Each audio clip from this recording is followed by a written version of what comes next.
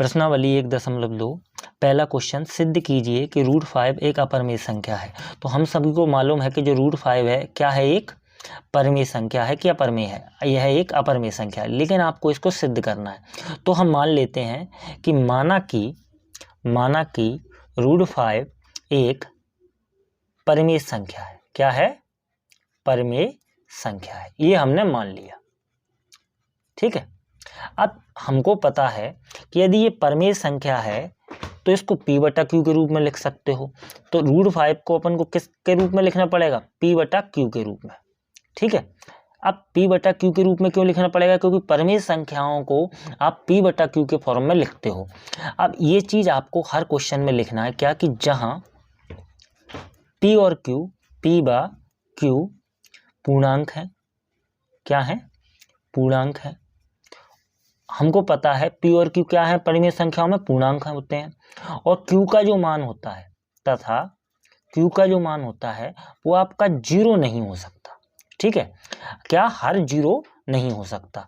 अब एक और चीज और लिखना है कि p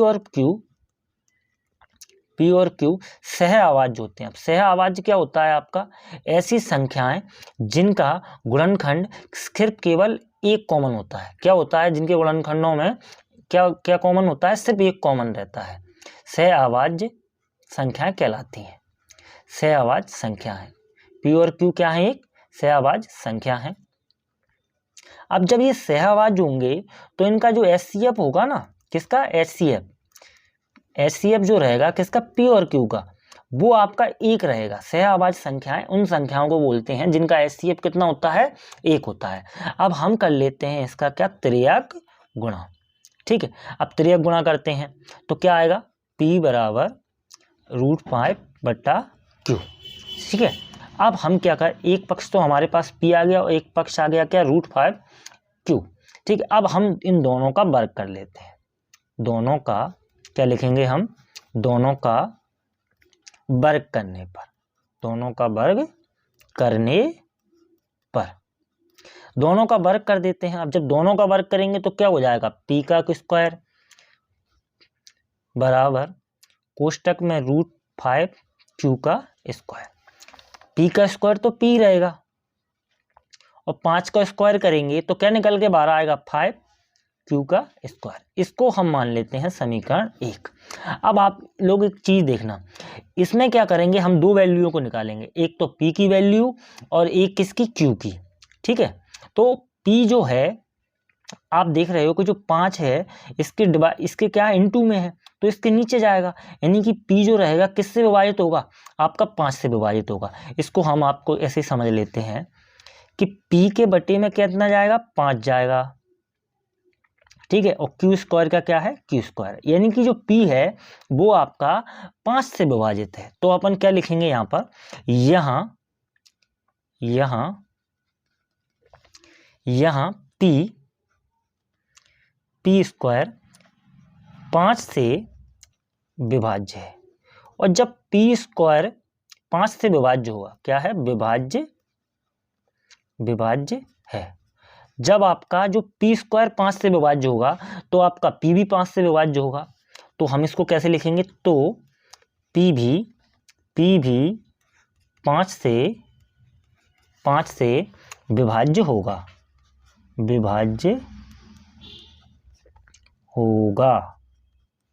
ठीक है, p भी 5 से विभाज्य होगा। ओके, अब हम क्या करेंगे कि हम अपनी तरफ से एक मान पुट करेंगे। क्यों? कि यहां से तो हमको q बराबर में मिल गया, अब हमको p के बराबर में भी तो चाहिए इसका मान।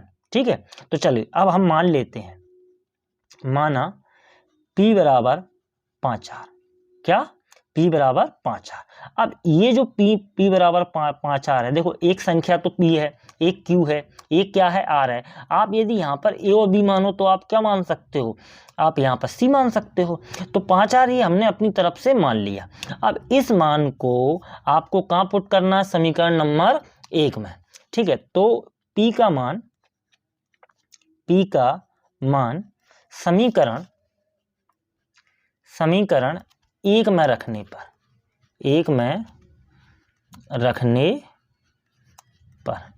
इस मान को हम किस में रख देंगे, समीकरण नंबर 1 में। तो जब समीकरण नंबर 1 में रखेंगे इस मान को, तो समीकरण नंबर 1 क्या था, p बराबर 5q²। ठीक है, तो हम इस मान को रखेंगे, यानी कि 5r का स्क्वायर बराबर 5q का स्क्वायर। ओके, 5r का स्क्वायर, जब इसको बाहर निकालेंगे तो कितना हो जाएगा, ये 25r का स्क्वायर बराबर 5q²। 5 से इसको काट दें, 5 एकम 5, 5m 25। क्या क्या मिला हमें, 5r का स्क्वायर और q का स्क्वायर। ओके, चलिए अब आप एक चीज देखना कि जो 5 है वो r के किस में है, इनटू में है। किस में है, इनटू में। तो इसके नीचे जाएगा तो क्या जाएगा, इसके इनटू में जाएगा। अब जब नीचे जाएगा तो क्या क्या हो जाएगा, r² बराबर q² बट्टे में क्या 5। इसको आप समीकरण 2 मान सकते थे। ठीक है, इसको आपको क्या मान सकते हैं, समीकरण नंबर 2। ओके, अब आपने एक चीज देखा होगा कि t² भी 5 से विभाजित है। ठीक है, और तो q² भी 5 से विभाजित है। अब इसको हम क्या लिखेंगे, चलिए पीछे लिख लेते हैं। यहां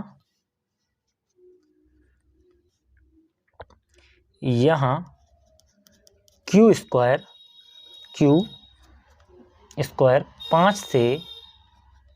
5 से विभाज्य है। जब q² 5 से विभाज्य है तो आपका q भी 5 से विभाज्य होगा, तो q भी 5 से विभाजित है। अब अभी हमने क्या देखा था कि p और q कैसी हैं, सहअभाज्य संख्याएं, लेकिन इसमें क्या आ गया आपका, दोनों में ही p² भी 5 से विभाज्य है। ओके, और आपका q भी 5 से विभाज्य है, तो इसका एक गुणनखंड 5 आ गया। ठीक है, तो हम क्या लिखेंगे, समीकरण, लेकिन इसका गुणनखंड कितना होना था, सिर्फ 1 होना था। समीकरण 1 व समीकरण 2 से। अब हम दोनों समीकरणों को देख लेते हैं। ठीक है, तो अब इन दोनों के एक गुणनखंड कितने निकला है, 5 5। ठीक है, जबकि इनके गुणनखंड कितने निकले थे, कॉमन, सहअभाज्य संख्या होनी थी, कॉमन गुणनखंड आपके सिर्फ 1 होने थे। कितने होने थे, 1, लेकिन ये 5 5 भी हो चुके हैं। तो हम इसको लिखेंगे, चूंकि p व q दोनों 5 से विभाज्य है, 5 से विभाज्य हैं, अतः जो हमने स्टार्टिंग में लिखा था कि HCF p व q का कितना होना चाहिए, 1 होना चाहिए, लेकिन इन सभी का HCF कितना, 1 नहीं है। इस वजह से ये क्या है, ये एक अपरिमेय संख्या है। तो अतः हम क्या लिखेंगे, अतः हमारी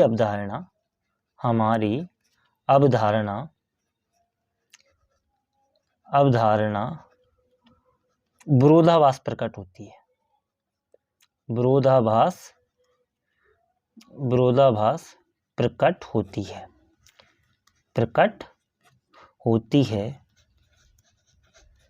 अर्थात √5 एक अपरिमेय संख्या है। यही आपको सिद्ध करना था।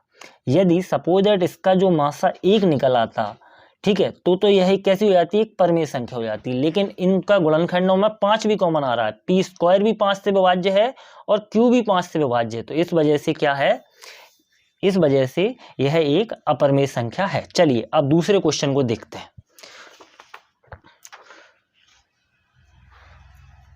दूसरा क्वेश्चन आपसे क्या कह रहा है,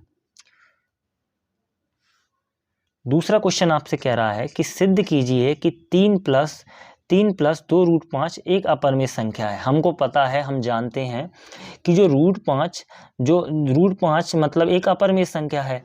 ठीक है, अब अपरिमेय संख्या को किसी भी परिमेय संख्या से जोड़ने पर वह अपरिमेय संख्या हो जाती है। तो यह क्या है, एक अपरिमेय संख्या है, लेकिन हमको सिद्ध करना है कि यह अपरिमेय संख्या है। ठीक है, चलिए तो हम हमको पता है कि यदि कोई भी संख्या अपरिमेय संख्या होगी तो वो उसको p बटा q के रूप में लिख सकते हो। तो हम इसको क्या करेंगे, माना कि 3 + 2√5 एक परिमेय संख्या है। कैसी संख्या है? परिमेय संख्या है। हमने क्या कर लिया, ये मान लिया अपनी तरफ से, ठीक है। अब जब परिमेय संख्या होगी तो जाहिर सी बात है आप 3 + 2√5 को क्या लिख सकते हो, आप इसको p बटा q के रूप में लिख सकते हो, ठीक है। जब p बटा q के रूप में लिख सकते हो तो p व q पूर्णांक होंगे। क्या होंगे? आपके पूर्णांक है। लेकिन जो q का मान है वो आपका क्या 0 नहीं है, और एवं इसका जो एचसीएफ रहेगा, यानी कि ये दोनों कैसी संख्या रहेंगी, सह अभाज्य संख्या रहेंगी, तो आपका जो एचसीएफ रहेगा वो कितना आएगा, 1 रहेगा, ठीक है। अब हम क्या करें, 3 का क्या कर दें, पक्षांतरण कर दें। तो 2√5 बराबर p बट्टा q, 3 का पक्षांतरण करेंगे तो किसका हो जाएगा, माइनस का, ठीक है। अब ये जो 2 है वो किस में है, वो गुणा में है। ये 2 कहाँ पहुंच जाएंगे, इसके बट्टा में। तो √5 के हम क्या लिखेंगे, p बराबर p बट्टा q -3 बटे में कितना, 2। इसको मान लिया आपने समीकरण, तो इसको मान लेते हैं आप कितना, समीकरण नंबर 1, ठीक है। अब आपको मैं बताऊं कि अपरिमेय जो संख्या रहती है, ठीक है, उसमें आप किसी भी परिमेय संख्या को जोड़ दो या घटा दो या क्या उसको उससे भाग दे दो तो वह भी अपरिमेय हो जाती है। लेकिन परिमेय संख्या में आप किसी भी संख्या का परिमेय संख्या का ही गुणा कर दो या घटा दो या फिर क्या उसको भाग दे दो तो वह परिमेय संख्या ही रहती है, ठीक है। तो ये इस साइड जो अपना दायां पक्ष है वो क्या है, एक परिमेय संख्या। और जो √5 है, हमको पता है, हमने पिछले वाले उसमें क्वेश्चन में सॉल्व किया कि जो √5 है वो एक परिमेय संख्या है, ठीक है। तो हम इसको कैसे लिखेंगे कि चूंकि p बट्टा q -3 बट्टा 2 एक परिमेय संख्या है। क्या है? परिमेय संख्या है। हम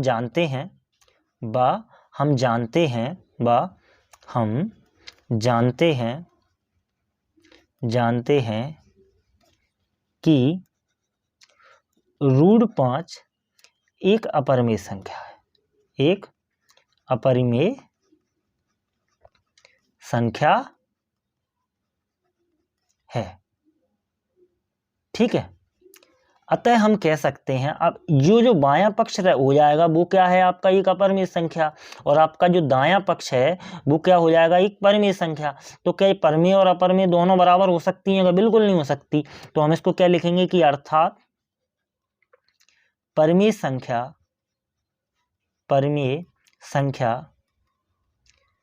बराबर हो किसके, अपरिमेय संख्या के। यह क्या है, यह पॉसिबल नहीं है। तो हम इसको क्या कर देंगे, इसको काट देंगे। यह क्या है, एक पॉसिबल नहीं है कि परिमेय संख्या और अपरिमेय संख्या दोनों कैसी हों, बराबर हों। अब हमने क्या माना था कि यह जो 3 + 2√5 है वो एक परिमेय संख्या है। तो हम इसको कैसे लिखेंगे, अतः हमारी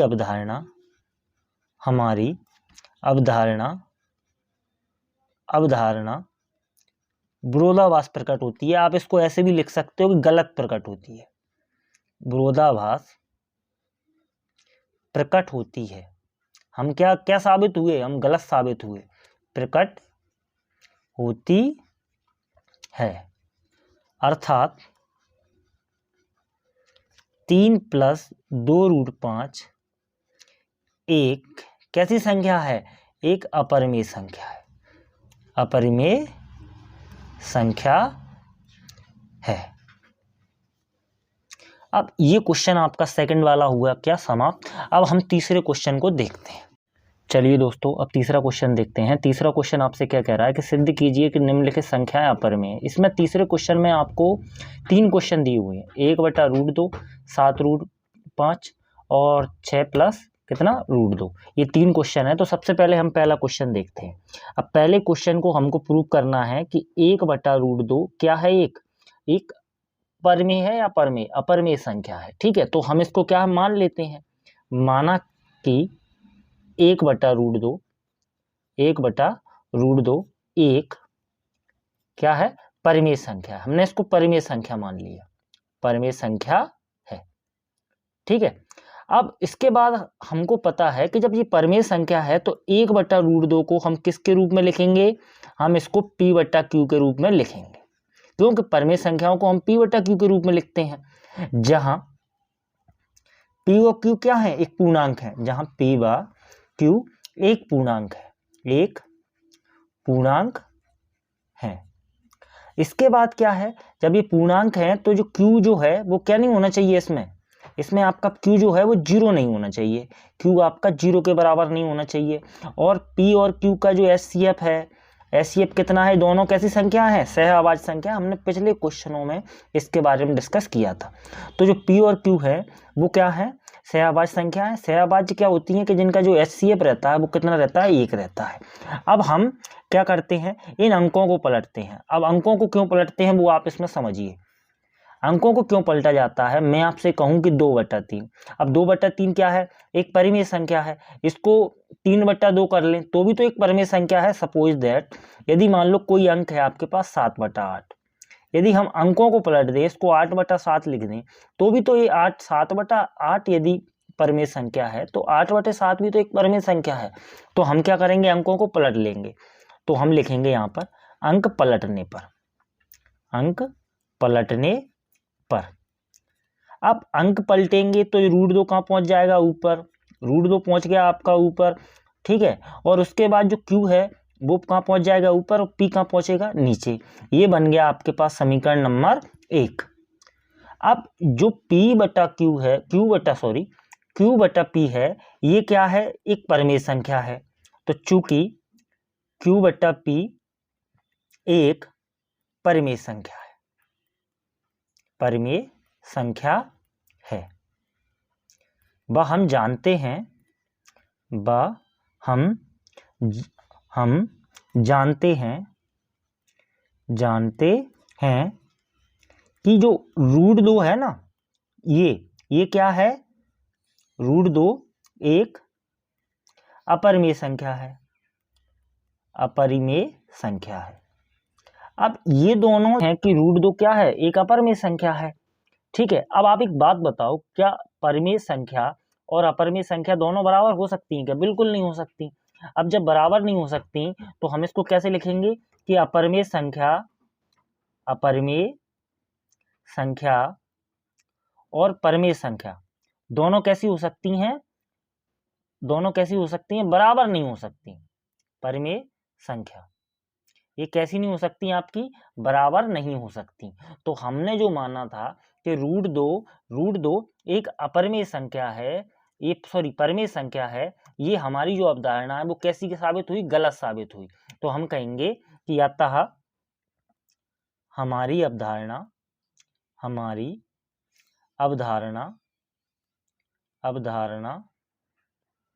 विरोधाभास प्रकट होती है। कैसी प्रकट होती है, गलत साबित होती है, विरोधाभास प्रकट होती है,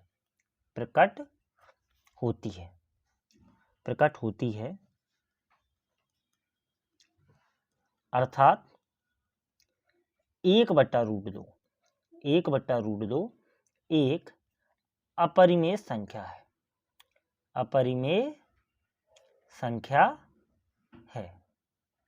ये हमें सिद्ध करना था और यही हमारा क्या है, आंसर है। अब दूसरे क्वेश्चन को देखते हैं दोस्तों।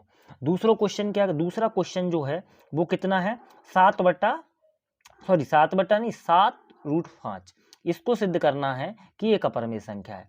तो हम इसको कैसे लिखेंगे, हल मान के कैसे लिखना है, माना कि जो सेम क्वेश्चनों में आपको यही मानना है, माना कि 7√5 एक परिमेय संख्या है, परिमेय संख्या है। अब जाहिर सी बात है कि 7√5 यदि एक परिमेय संख्या है तो हम इसको p/q के रूप में लिखेंगे। ठीक है, तो 7/7 कितना, 7√5 बराबर में हम इसको p/q के रूप में लिखेंगे, जहां पर p और q क्या है, एक पूर्णांक है, जहां p/q एक पूर्णांक है। ये आपको हर क्वेश्चन में लिखना है, क्योंकि हमें मालूम नहीं है ना कौन सा क्वेश्चन अपने एग्जाम में आएगा। अब जब पूर्णांक है तो जो q जो होता है वो क्या होता है आपका, 0 नहीं होता, और इसका जो HCF रहता है वो भी क्या क्या नहीं रहता, 1 होता है, सॉरी 1 रहता नहीं है, रहता है, क्या रहता है, HCF जो है वो आपका क्या रहता है, 1 रहता है।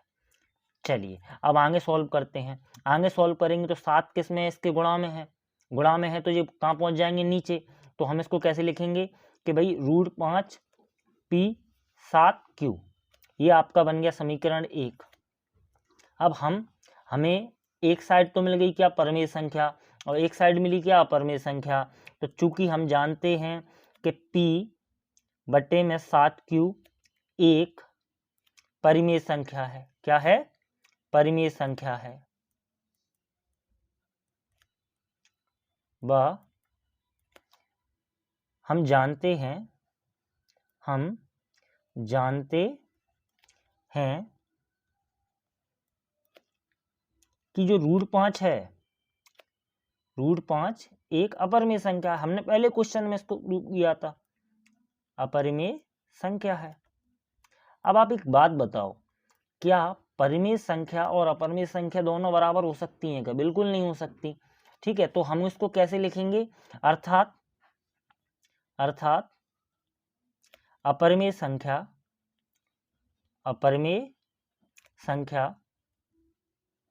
और क्या, परिमेय संख्या, ये दोनों बराबर नहीं हो सकती, परिमेय संख्या बराबर नहीं हो सकती। जब बराबर नहीं हो सकती तो हमारी अवधारणा कैसी साबित हुई, हमारी अवधारणा गलत साबित हुई। अतः हमारी अवधारणा विरोधाभास प्रकट होती है। कैसी प्रकट होती है, विरोधाभास प्रकट होती है अर्थात 7√5 एक कौन सी संख्या है, अपरिमेय संख्या है, अपरिमेय संख्या है। यही हमें सिद्ध करना था। ये आपका दूसरा क्वेश्चन यहाँ पर समाप्त होता है। अब हम आते हैं किस क्वेश्चन पर, तीसरे क्वेश्चन पर, तीसरे का तीसरा क्वेश्चन जो अब स्टार्ट करते हैं वो कितना क्या कह रहा है कि भाई सिद्ध करो कि 6 + √2 जो है वो क्या है, एक अपरिमेय संख्या है, इसको सिद्ध करो। तो हम क्या करेंगे, हम इसको फिर से मानेंगे वही कि माना कि 6 + √2 एक परिमेय संख्या है, एक परिमेय संख्या है। अब जाहिर सी बात है, परिमेय संख्या है वही पुरानी बातें। जब ये परिमेय संख्या है तो हम 6 + √2 को कैसे लिख सकते हैं, P/Q के फॉर्म में लिख सकते हैं। ये आपको सेम चीज में जगह लिखना है, कैसा कि जहां P और Q पूर्णांक है, जहां P/Q एक पूर्णांक है और जो Q जो है आपका, Q जो है वो आपका 0 नहीं है, और P/Q सहभाज्य है, तो इनका जो मासा रहेगा, इसका जो HCF रहेगा वो कितना रहेगा आपका, 1 रहेगा। ये आपको हर चीज हर क्वेश्चन में लिखना है। चलिए अब 6 क्या है, प्लस में है, प्लस और माइनस में क्या होता है, पक्षांतरण होता है। तो इसको क्या पक्षांतरित कर दें हम। अब इसको पक्षांतरित करेंगे तो इस साइड क्या बचेगा, √2, और P/Q के माइनस में कितना आ जाएगा, 6। यही हमारा क्या है, पहला समीकरण। जब हमारे पास पहला समीकरण आ गया है तो एक तरफ तो आ गई हमारे पास परिमेय संख्या, और √2 क्या है, एक अपरिमेय संख्या है। ओके, तो हम इसको लिखेंगे कि चूंकि P/Q -6 एक परिमेय संख्या है। कौन सी संख्या है, परिमेय संख्या है, परिमेय संख्या है। वह हम जानते हैं कि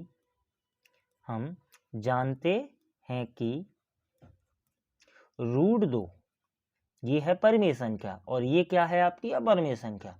√2 एक अपरिमेय संख्या है, अपरिमेय संख्या है। अब आप एक बात बताइए, परिमेय संख्या और अपरिमेय संख्या दोनों बराबर हो सकती हैं, नहीं हो सकती, तो इसको हमें थोड़ा लिखना पड़ेगा। तो इसको कैसे लिखेंगे हम, अर्थात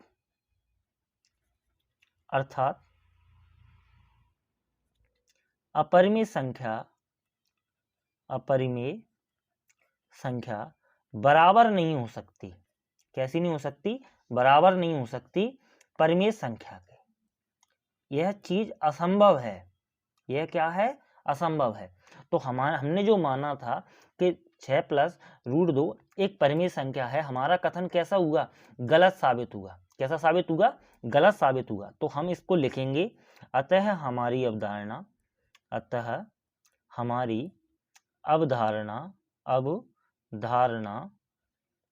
विरोधाभास प्रकट होती है। कैसी प्रकट होती है, विरोधाभास प्रकट होती है। हमारी जो अवधारणा थी वो गलत प्रकट होती है। आप ऐसे भी लिख सकते हो, हमारी अवधारणा विरोधाभास प्रकट होती है। अतः